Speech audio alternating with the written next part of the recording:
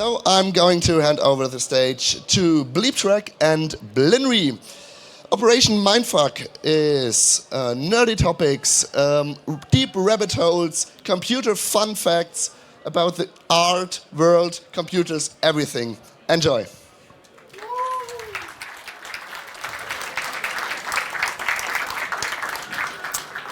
Hello, hello. Thanks for the introduction. Let's see what we have in store for you today. We brought a couple of topics. We've done this a couple of years.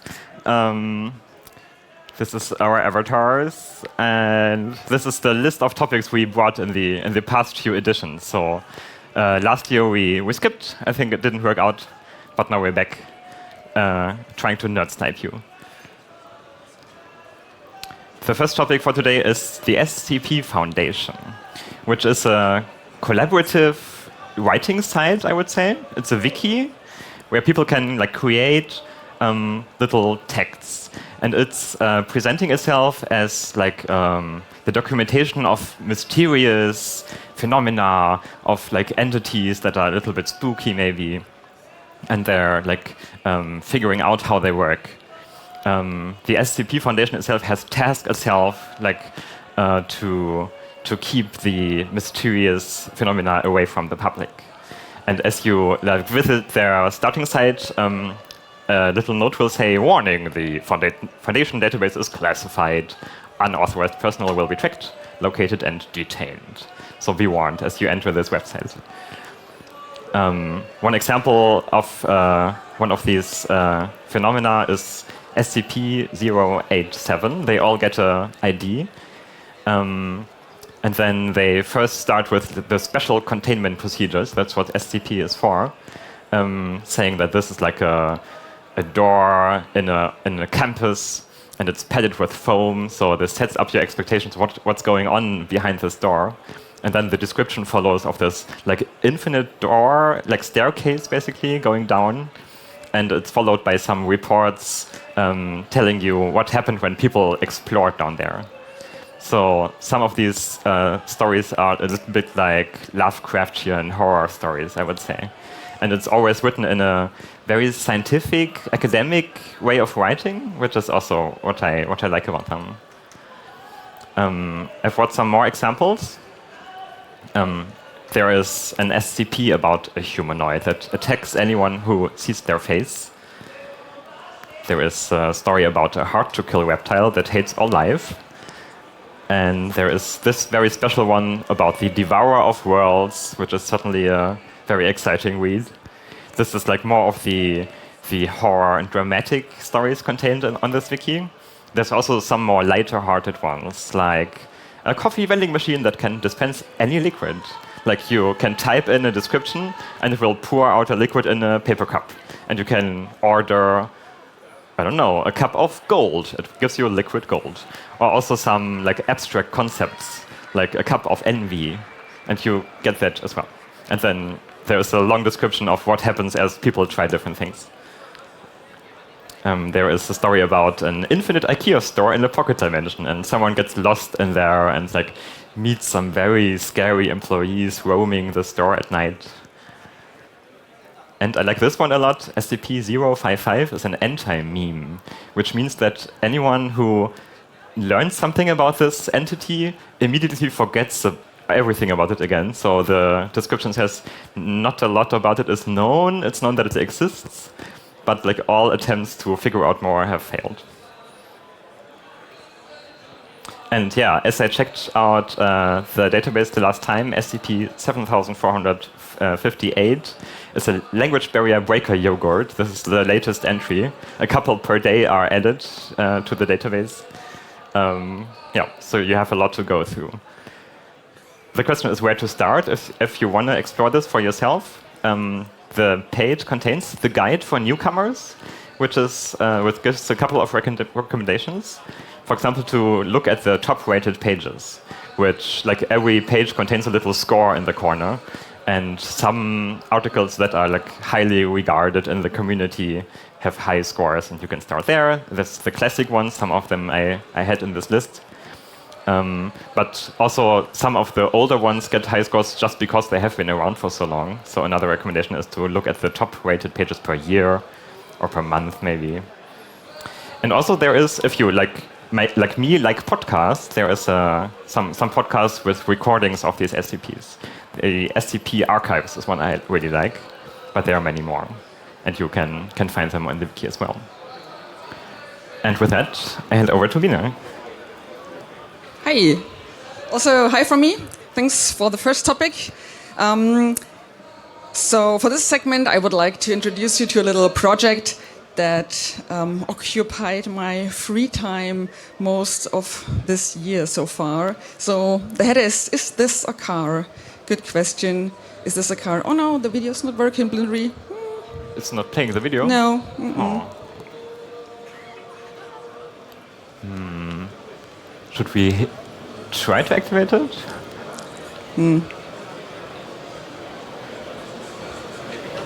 We can try reloading once, maybe. Let's try that. Videos would be nice to have in this case. Would be nice to have in this case, yeah. It's playing there.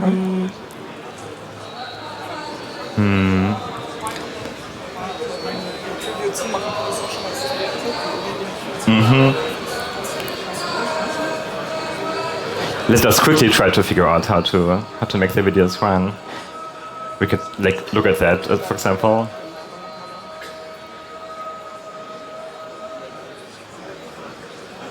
Here we go. That Thanks so should much. be Oh. So, sorry for the interruption. So, this is my little project I had this year. Is this a car? So, I was searching for sort of electric vehicle that I could use instead of a bike. So, I live very rural and I sometimes need to transport a bit of bigger stuff. And also, like in wintry times, I prefer to have a little capsule around me so the snow doesn't get in my face. And I was searching for something, and my partner suddenly said, like, Biene, why don't you get a City L? And I was like, what the heck is a City L? Yeah, look at these vehicles. They were built in the late 80s, 90s, and guess what? A friend's dad has one in his garage that he definitely wants to get rid of. And I was like, oh, maybe you should take a look at this. And this is what they look like. They're very funky things, three-wheelers. And this is an old ad that I found. So it says, too big for the car. The motorcycle is too small, but City L always fits. And there were different versions, as you can see. You can store a bit of stuff, like a crate of water, some groceries. And there were different versions, some like full cabrio versions, that one that I have, but also different ones with like a full cabinet around. The friend's dad really had one in his garage. This is this funky, nice yellow thing. So we took it home and tried to get it back on the streets. So it had a little slumber for 20 years. That is quite a long time. But we managed to do it. So if you take the hood and the backside off, you can see this. So there's a little forklift motor in there. This is the whole thing that it runs on. And at the time, it ran on 3 lead-acid batteries. And the owner already upgraded it to 4, so it can get higher speeds. And the nice thing is, because it already was electric, there's not so much to do to get it back to work. Basically, you need new batteries, and you can put in nice LiFePO 4 batteries instead of lead acid, so you have a modern type of battery in there. But then you also want to change a few other things. So, for example, you want to know the state of charge, or you want to know more about the current that is drawn. And there are very cool modern things to do this, like this smart shunt that we put in. That is all the measurements. You have a little nice display. It can also have a Bluetooth connection, very modern for this little car. And the other electronics are basically stored away under the seat. And as you can see, when I open it up now, it's pretty empty because we ripped out most of the old electronics that are not needed anymore. So this is what it looked like at the time. There is a bit of empty space. There was the old charging circuit that the previous owner already also removed because he upgraded to a different charging device. There's a DC-DC converter and also a capacity meter, basically. And only the DC-DC charger is still interesting. That gives you the 20 volts for the lights, for example. But that's basically it. You have a few wires left. And you can throw out most of the old stuff. And this is all the electronics that we managed to rip out of this poor little thing. But maybe you've also seen there are some speakers and an old radio and stuff that was also in there that we found maybe weren't that important for us.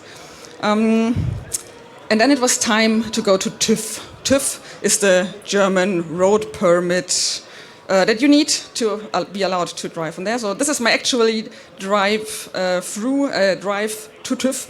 I was incredibly nervous. I think I've never been that nervous in my life. And I decided there are two ways this could go. I can either like make phone calls and ask them on how I should renovate this car and stuff. And this is what I tried first, and I never got proper contact to TÜV, and I never managed to establish proper contact. And I thought, well, then I just go there and surprise them with this thing and hope they will just accept it as it is. And this is what I did. So I drove there. I said, I need TÜV for this thing, and the guy was like, Then he sat in, drove one circle, checked the brakes, checked the handbrakes, checked the lights, checked the horn, went outside, said, I think you need new tires, but you're good.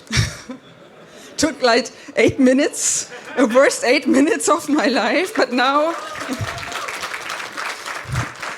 I'm a very happy city L driver, and it's a really fun thing. I can charge it with solar power at home, have a range of about 70 kilometers. It can speed up to 70 kilometers per hour, which is incredibly fast.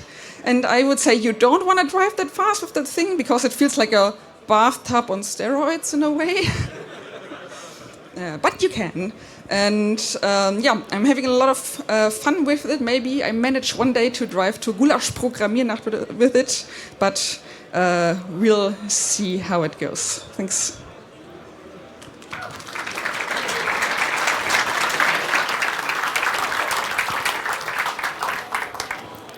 Our next topic is synthetic biology. A couple of years ago, the MIT Media Lab offered a course and did a special experiment where they opened it up for the general public. It was called How to Grow Almost Anything. And you could join over Zoom, enjoy all the lectures, do the tasks that were given to the students there, and learn about a lot about low-level biology. Here's an overview of the course topics. For example, it went about how to produce DNA strands. I think I have a slide about different machines that can do it. So by now it's possible, it's pretty big machines, but you can produce short segments of DNA and then put them together to make new stuff, basically. And the course was about all of that. And one of the questions then comes up if you are in a field like this is how few parts do you need to construct a working cell, which is called the Minimal Genome Project. And scientists put in some work trying to find this minimal cell. They started at another bacteria that is relatively small. This is a bacterial parasite which has about 1,000 genes. And what they did is to on purpose disable all of the genes one by one and see if the bacterium still grows, to figure out which ones seem like the important ones. And then only at the end keep the ones that were required for growth. So they came up with a new DNA sequence which had a lot fewer genes in the end. This is a size comparison of E. coli, that's the big box, which is already a simple life form. But the one at the top left is the new synthetic bacterium, which has around 500 genes. And interestingly, almost for all of them, it's known what they do. On the other hand, for around 100, they have unknown functions. So they seem required, but people still don't know why. people have like figured out most of the metabolic pathways, like the bacterium gets stuff at the top and like outputs stuff at the bottom, and people know how that works mostly. So at the end, you had these bacteriums that like grow these spherical shells, like double in around 2 hours. And it's the smallest genome of any self-replicating organism, which is pretty amazing. Yeah, and this is taken as a working approximation of a minimal cellular genome. And now you can like put in more research to figure out how life works, basically. And another thing in the synthetic biology field is a competition called iGEM, the International Genetically Engineered Machine, where student groups can apply to do synthetic biology projects. It has been growing over the past couple of years. More teams have applied, and if you apply as a team and want to produce some new bacterium that does something interesting, you're given access to a database of basic biologic parts, basically, which you can order and in a lab put together in a new way, basically. You have this symbolic way of telling other people how they can be put together. For example, these are the different glyphs you have, and if you put them together in an application, it might look like this. And it will say, okay, if this substance is here, it will activate this other pathway, and in the end it will output something.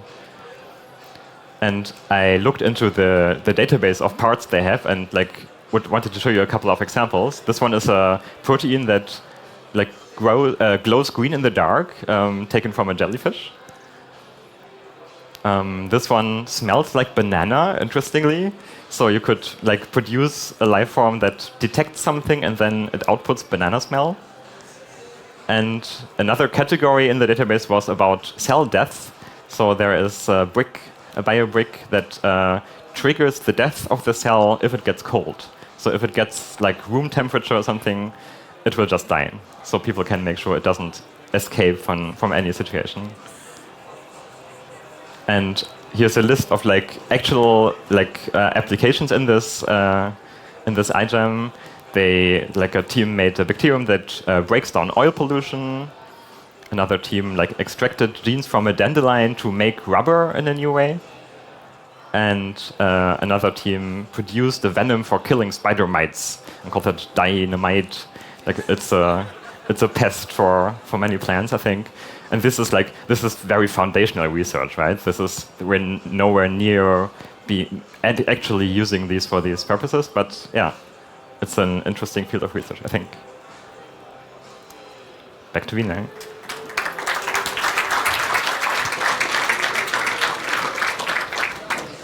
So I recently stumbled upon an interesting way to encode numbers, I'd say. It's called Cistercian numerals, and it's a way to write numbers between 1 and 9,999 in a very condensed way, and it was used in the, I think, 19th century, but not for arithmetics, but more for writing years or writing page numbers and stuff. And yeah, let's see how this works. So it always starts with one vertical line, and it has spaces around to encode the single digits. So one space is always a square, and in one square you have the digits. So let's see how this goes. So for 1, you have, for example, a line at the top of the square. For the 2, you have a line at the bottom of the square. What else could we do with squares? So we can draw diagonals, for example, for the 3, other diagonal for the 4, a fully connected triangle for the 5, line on the opposite side for the 6, open triangle for 7 and 8, basically, and a full connected box for 9. So don't worry, you don't need to remember all this. I will give you little hints later on, but just that you have seen the whole collection. And now we need to think about how can we condense numbers with up to 4 digits. So we take 4 squares, that's quite easy. So the second square is the first square flipped, so that's the second place where a digit can go. And then of course we can also mirror this to the bottom. So we have 4 squares. Each square is for 1 digit. So the top right square is for the ones, for 1, 2, 3 and up. The top left square for the tens. Top bottom right bottom square is for the hundreds, and bottom left square is for the thousands. So let's make an example, right? Okay, let's check this out. So let's start from the smallest numbers up. On the right top square, this is where we have the smallest numbers, and this is what would you say? It's a 2, exactly. So, and now it gets a bit tricky. We check the top left square, but remember, this one is mirrored. So which digit is this? 4, exactly. So we have 42, which is 42. Okay, let's try another one. A bit more complicated. It's maybe we start with an actual number. We start with the thousands. Which one is this? Remember, this is flipped to the bottom. Exactly, that's 1. Okay, next one. So we have 1. Then we go to the hundreds. Yes, 3, exactly. Then we go to the tens. Another 3, exactly. And the last one, the ones, that's the easy one. Exactly, we have 1, 3, 3, 7, that's lead. Very nice. You're very good at this. And I have last one that we won't solve today, but maybe either for the people in the stream you can pause, or for the people here you can do a little photo. I have this one. This is a bit tricky one. And I thought, why not do binary? So this one also has zeros, there's nothing. So maybe you want to snap a little photo. I think we are not so quick to decipher. And next little hint is it's binary and it's ASCII. So if you find it out, maybe, I don't know, write us on social media and tell us your solution.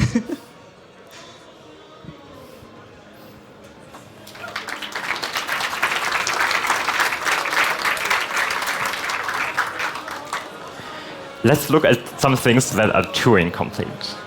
What does that even mean? Back in the days, there was a scientist called Alan Turing who came up with this theoretical computing concept where you have a long tape, you can write stuff on it, you can read stuff on it, and each time you read, you have a little rule book that tells you what to do. You can either scroll the tape, you can erase stuff, you can write new stuff. And Alan Turing made this theoretical model of computing to describe how simple a machine can be that can do a lot of things. Because as people figured out after this, this is as powerful as other computing-related things. So if you say something is Turing complete, you would say it can simulate any Turing machine, and at the same time, the Turing machine can do basically all the things other computers can do. So another way to say it is Turing completeness means you can compute anything you can write an algorithm for. Or I guess it is as powerful as a general purpose computer. So, right, if you have Turing completeness, you can say this is really, really powerful to compute algorithms. And maybe first it would be interesting to look at things that are not actually Turing complete. For example, languages like HTML. It's not a programming language, it's a markup language, right? It's even in the name, hypertext markup language. So this doesn't really have loops, or it doesn't have a store of values, for example. So it's not Turing complete. Regular expressions, which could be used to describe certain string patterns, like an email address or something. But this is also a model that is not powerful enough to express complex algorithms. Old versions of SQL were also not Turing complete, and early versions of the shader languages didn't really have explicit loops, so you couldn't do as much with it as with a Turing machine. On the other hand, there are certain things that are Turing complete, like basically all general purpose programming languages, or like functional programming languages are also Turing complete, of course. Many esoteric programming languages. A couple of years ago, I gave a talk on those back at Gulasch Programmiernacht. If you want to check that out, check the slides later. But for many of those, even if they look really weird, you can show that they are Turing complete. Tech is the text, the font setting system, and PowerPoint. So a person made an example where, like, by using the effects in a clever way, you could actually like move around on a tape and write cells there. So this is like a Turing machine implemented in PowerPoint that recognizes palindromes. Excel is Turing complete if you put in the proper formulas. It has a refresh rate, like a clock cycle of 2 to 3 hertz. So don't expect it to be fast, but you can do general computation in it. Minecraft, of course. Maybe you've seen like people building Minecraft CPUs. This is apparently a quad-core computer. Using these redstone lines which can implement logic.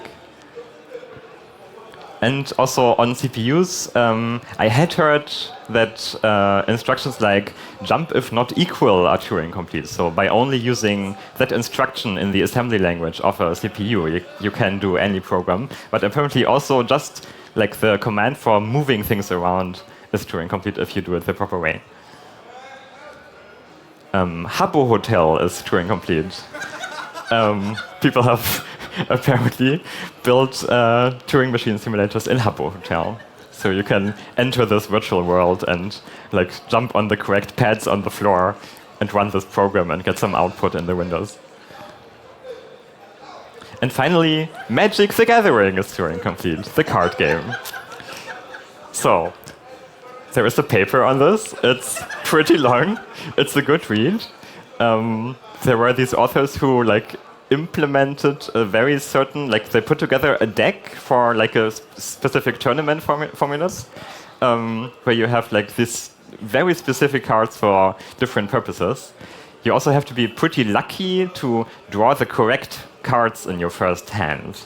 If you don't do that, you cannot use this approach. But if you do, you can set up like a tricky way to generate infinite mana, and then like the other cards for setting up certain things.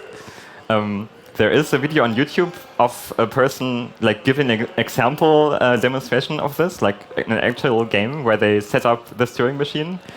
And I love this a lot. This is the moment where he says, "Now I play this card combination, so you discard your entire deck." And the opponent sitting next to him at the table looked like this. So, okay, they get rid of all the cards, which means in their turn they cannot do anything and have to give the control back to the first player again. And then, like by following a certain set of instructions, he sets up this tape, and you can put counters on it. And then somewhere in the deck, there's the instruction set telling the Turing machine what to do and how it works. Pretty great. A short slide of more things that are Turing complete. Dwarf Fortress, the ASCII art cave building game. Minesweeper, if you do it on an infinite grid. C++ templates. The command line tool set for string replacements. JQ also for format and JSON values. Conway's Game of Life, right? You can like put in the correct cells to like simulate Tetris. I think I've seen that one. Open type fonts are Turing complete. And Doom, of course, is also Turing complete. Some certain have made certain like very custom Doom levels where you step on platforms, I think, to activate certain things. And printf. Here's a program I brought for you today, which, if you look very closely, maybe also later in the recording, at the very bottom there is the main function, and it has a while loop, and inside there is a single call to printf with a very weird format string. And if you run this, you get a game of tic-tac-toe. It was I think it was an entry for the obfuscated C contest in one year. That's all I have for you.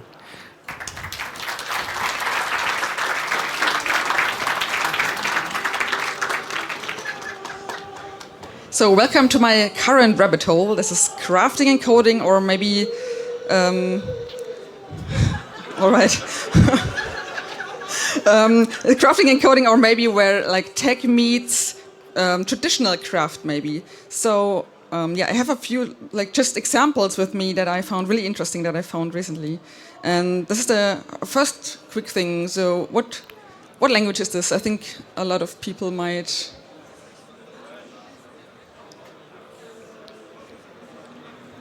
I don't. Just yes, that's assembler. Thanks so much. I have to say I haven't touched assembler for years, so don't ask me any specifics on that one. And I brought a very similar looking example, and that's this one. Can someone detect what what this could be? Yeah, there are a lot of people. Yes, what is it? Yes, exactly. That's knitting. And to be honest, it looks quite similar. So for people who do not knit, P and K stand for knit and purl. These are two different ways of knitting a loop, basically. And you also have loops. So you have brackets and with the command twice. So you can also like repeat things. And in the end, don't ask. I'm not sure if it's maybe it could be Turing complete. I'm not sure if someone has written a paper on that yet. But I found it really interesting how similar they are, and also how similar it already looks reading knitting instructions, because it's not much more than instructions, right? And I also think my mom is maybe one of the best reverse engineers when it comes to knitting. Because like she can look at a knitted piece and say, it was like knit, purl, skip one, whatever.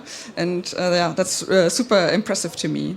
And another thing that I recently discovered is there are cable ties. I think we all know cable ties. They are used to connect exhibit A to exhibit B, right, with a little plastic strap.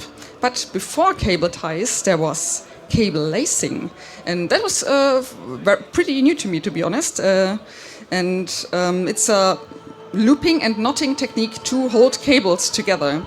And this was usually done with a thread that is coated in wax, so it's a bit more sticky.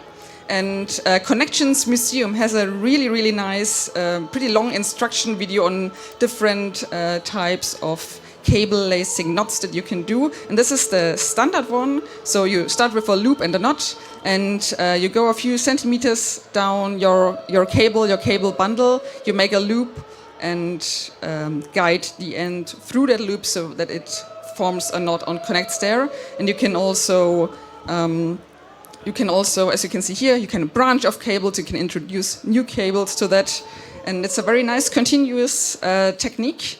There's also different kind of knots, like this one that is also more continuous. There are also ones that are very separate, more like traditional cable ties, so where you only like connect certain points. And I'm pretty sure if we ask kinky geeks, they might even know more cool knots that one could try on cable lacing. And it is also being used on I think it's one of the Mars rovers. And I find this very impressive, and I would like to see cable lacing come back, to be honest. I find this a really cool and impressive way. And then I researched further on what techniques there are that utilize traditional crafts in a way. And we can, for example, check out core memory. This is a random access, historical way of random access memory. So if we zoom a bit in, it looks like this. So you have little ferrite cores that are weaved together with cables in a very intricate, very fine way. And each of these cores can store one bit, basically, by its polarity. So it basically looks like this. So you have X and Y wires as selection wires to select which core you want to read from. And I think you want to find out the polarity. And when you select the core, I think you would usually check if the polarity changes to 0 or not. So you always compare to 0. I think that's sort of how it works. You have this You have the orange sense cable that threads like diagonally through all of these, and this is the one that senses the polarity which each bit has. And this one is, as I said, it's a readable and writable memory. But for example, for the Apollo missions, they were interested in also in a different kind of memory, because this one could be influenced by its surroundings. It could, by accident, erase your code and have wrong values in it, right? So you maybe also want to have a read-only memory. This is what we will also look at. And these types of memories, they were weaved or braided by hand, which I find pretty impressive. Sometimes it looks like this, but usually it will like more two people sitting on each side and passing the cables to each other through the loops. And here's also an example. And from what I read is that they were also called LOL memory, little old lady memory. I'm not sure if this is like more, if this really happened or not. Was just a pretty curious fact, but I found it like astonishing that this was done by hand. And when there was a wrong thread, a wrong cable detected, they usually just snipped the ends off and left the cable in and threaded a new one in, because it was so intricate that it was pretty hard to remove again if you had like a bug weaved into your memory. And this is an example of a corded memory that is fixed, and this is only readable, and this one works a bit differently. So instead of having XY threads to select a core, you have these inhibit lines that select. You have the sense lines that select from which core you want to read. You have the one line that induces power into the cores. You have the inhibit lines, and these encode the bits. So if they go inside of the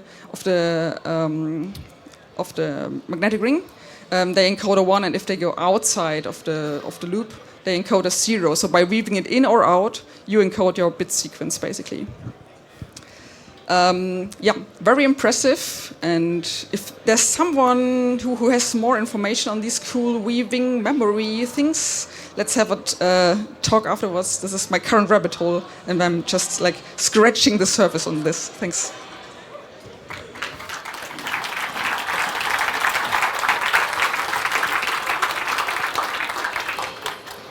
My next topic is lucid dreaming, which is basically being in a dream where you know that you're dreaming.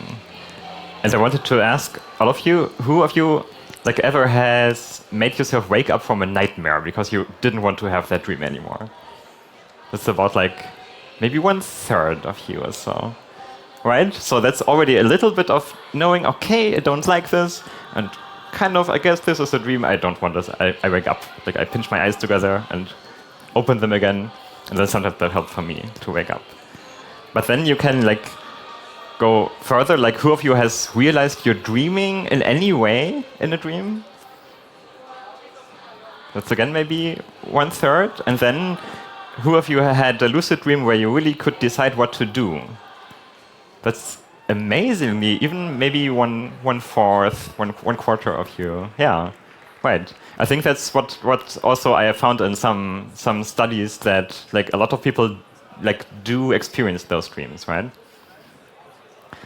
And like maybe in preparation for this presentation, like I looked into this topic so much that I also had one. I wanted to tell you about it. I was visited by police to inquire about why I had all these dead bodies on my attic. And I said, okay, officer, I also don't know about them. I know it sounds weird. Like in the dream, I said, I also at first thought this was a dream. And as I said that, I realized, okay, yes, this is a dream. And I decided to fly out of the window and fly around, and got very excited and woke up pretty immediately. But it was a fun experience. So yeah, in a lucid dream like that, what can you do except flying around? I guess you could meet anyone you want if you can control your dream. You can go on any adventures and trips. You could also practice a skill, maybe. I think there is science on if people practice skills in their dreams, they get better at them in real life. And yeah, anything you want, really. And like in preparation, I've also found this paper where people actually used lucid dreams to communicate with sleeping people, which I found pretty interesting. So a person had a lucid dream from outside in the lab, maybe scientists could ask questions via audio or something. The person would hear that and then reply by moving their eyes in a specific way, for example. Then you can like get the result of a mathematical equation or something, and that does work. So yeah, communicating with sleeping people. How to have a lucid dream is the question. There are some like well-known induction techniques you might have heard of already, like reality testing, for example, which is like making a habit out of checking if you are currently in a dream. One technique that's sometimes recommended is to like take your hand and your finger and try to poke your finger through your hand. And in real life, that doesn't really work. And in a dream, if you like kind of expect it to do, maybe your finger passes through. And then this is your signal that you are in a dream. Like, and if you make a habit out of doing this, like a couple of times per day, maybe you will also do it in your dream, and then that's your helpful sign to figure out the dream. Another technique is like maybe if you look away from a text and look back at it, it will change. Have you ever experienced something like this? Maybe it could be a dream. You could keep a dream diary also, like just to make yourself more aware of which dreams you have and of certain markers in it. Maybe you have like a recurring pattern of your dreams, and that might help you to recognize them.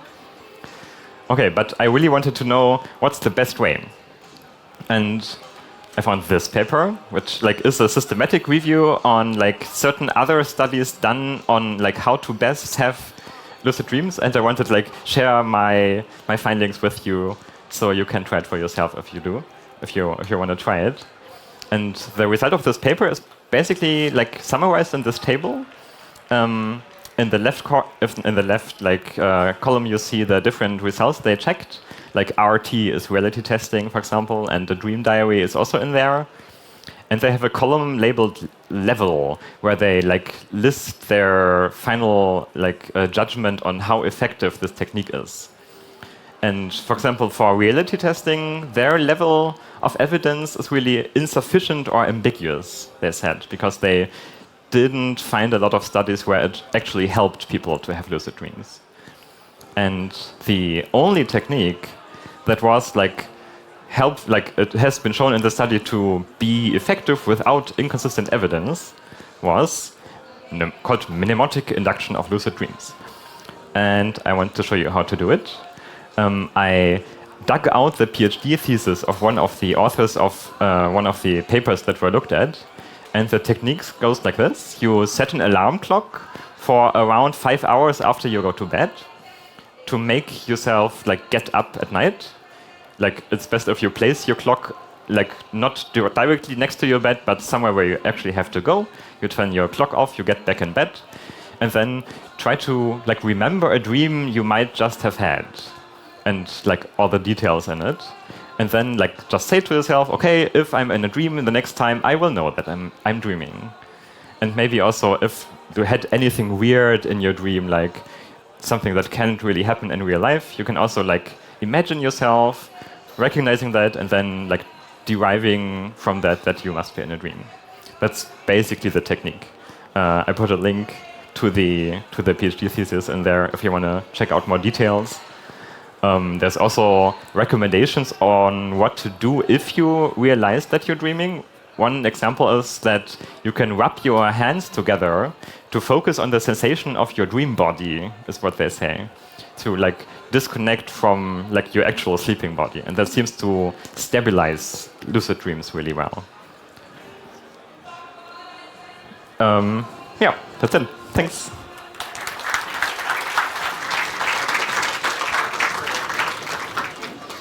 So I want to tell you more or less my favorite story of the year. Disclaimer, this is not my story. This is Nolan's story from AOAO Games. And he made 1 million checkboxes. And that thing went sort of viral, and I'm wondering if someone of you used it. Yeah. Oh yeah, I see a few hands go up. Okay, that's nice. For the ones who didn't use it, this is what it looked like. It was a website with 1 million checkboxes. And the idea is that every checkbox should be checked in the end, and it is shared, so it's synchronized between everyone who's currently on the page. That's the idea, that's it. And Nolan also thought a bit about like how could he prevent the need for some sort of moderation, because like if you have a field like this, you know, people start drawing and writing, and they will draw things that you do not want to see other people and write bad stuff, and you would need to moderate this. And his way around this, for example, was that he made it, he made a flexible layout, so there's no fixed number of checkboxes per row, and instead it scales depending on your width of the site. So each one it will look a bit differently, and people can't really write on it because for other people it might look just a bit differently. And now, how do you sync 1 million checkboxes between devices? This is not a crazy amount of data, but also not super few. Of course, you make it as small as possible. So you just store for each checkbox if it's ticked or not. So you have a bit, a 1 or a 0, depending if it's checked or not. And you make this into a very large array of data, basically.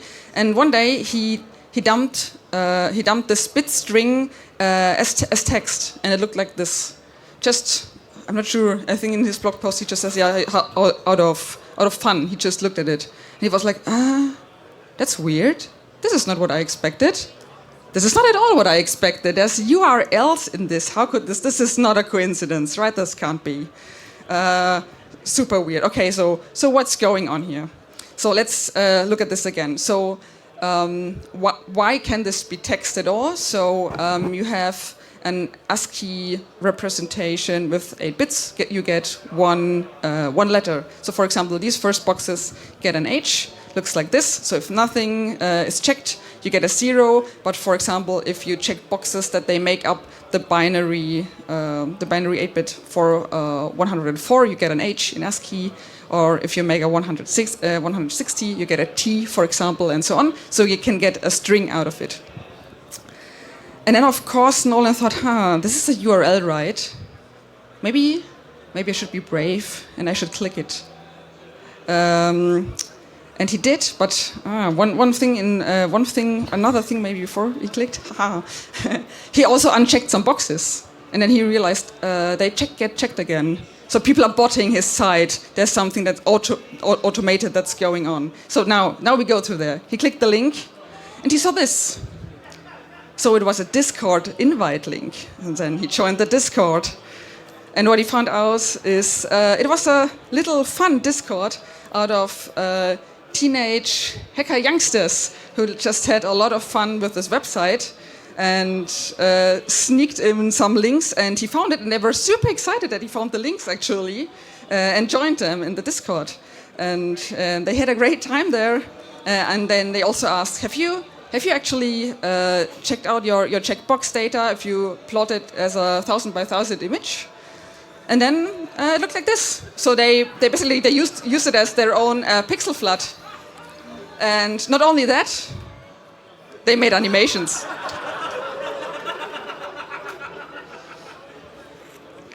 And I find this like super impressive. So please check out Nolan at AAO Games.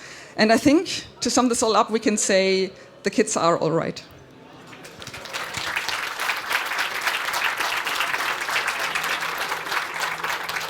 And well, guys, that's it. That was the current round of Operation Mindfuck Volume. What is it now? 7? It's 7. Thanks so much for watching. If you have questions, we will be around today here, and also the event. And if you want to know more about us, we are bleeptrack and blinry, and have an amazing congress. Thanks so much.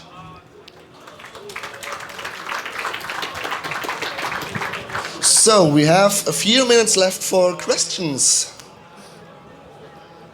There aren't any questions. Oh, our signal angel has a question.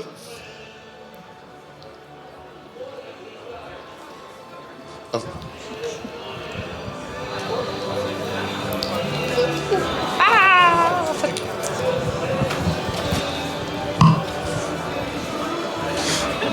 The internet is asking back on knitting, but the question is about weaving. Didn't weaving instructions turn into loom with punch cards? Yeah, that's right. The jacquard looms are, I think, one of the first programmable devices, I would say. Yes, there are jacquard looms that used punch hole cards. And there's also a very common, I would say, are knitting machines that use punch cards. And I think there are nowadays around a lot in hack spaces because they're nice and hackable with Arduino, so you don't even need punch cards anymore.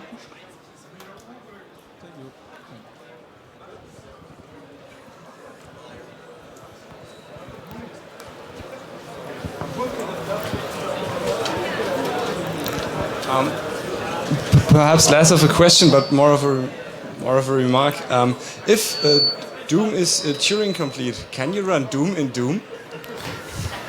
It must be possible, yeah. We should be able to like run a VM in Doom and then do Doom on it, yes. Very, very, very slowly. So are there any more questions? By the way, little hint, if you want to try a very funky version of Doom, blinry a few years ago made a sort of Doom version that just is rendered by HTML sliders. There aren't any more questions. So, big applause for bleeptrack and blinry.